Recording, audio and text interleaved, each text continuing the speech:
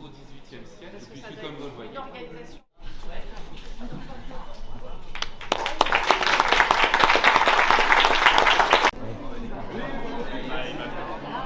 Il n'y a aucun problème. Au XVIIIe siècle, puisque comme vous le voyez. Une organisation millimétrée qui a tout son nom. Vous voyez qu'on ne perd absolument pas un centre. Reliquaire, puisque c'était la apothicairie aussi religieuse, ils étaient portés en procession pour récolter des faux pour les malades de l'hôpital.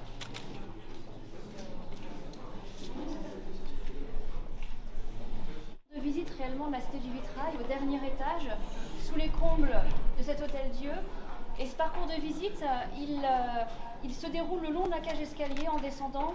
Il nous a été un petit peu conseillé, imposé par le bâtiment. Dans cette salle, nous présentons deux exemples que nous avons voulu le plus représentatif possible de la technique ancienne, avec ces vitraux qui proviennent de la méridionale et qui sont présentés face à les créateurs se les approprient pour leur réalisation.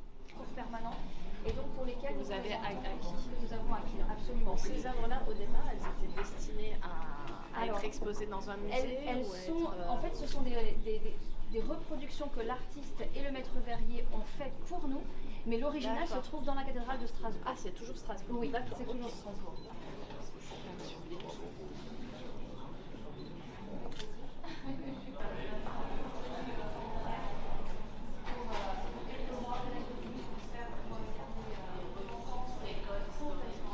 En injectant des personnages contemporains. Vêtus de façon urbaine. Et donc ici, pour ces vitraux, il s'est inspiré de vitraux de Jean-Dominique Ingres, Ouais. de pouvoir montrer le vitrail à hauteur de regard et de l'apprécier comme on ne peut pas le faire quand nous sommes dans les églises et que les vitraux sont perchés à quelques mètres de haut. Les détails, les expressions, les visages. Un verre soufflé à la bouche, tel qu'il est fabriqué depuis des siècles, et à cet effet, j'aimerais pour les souffleurs, nous avons monsieur Léger Alt, monsieur François Patrick. Contemporaine.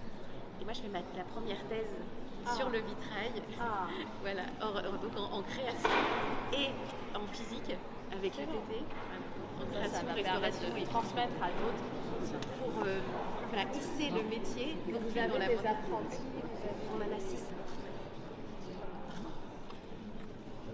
Voilà, ça donne de l'espoir pour l'avenir. Voilà. Première fois que je viens à Troyes et j'ai envie déjà de revenir, en tout cas de ne pas repartir.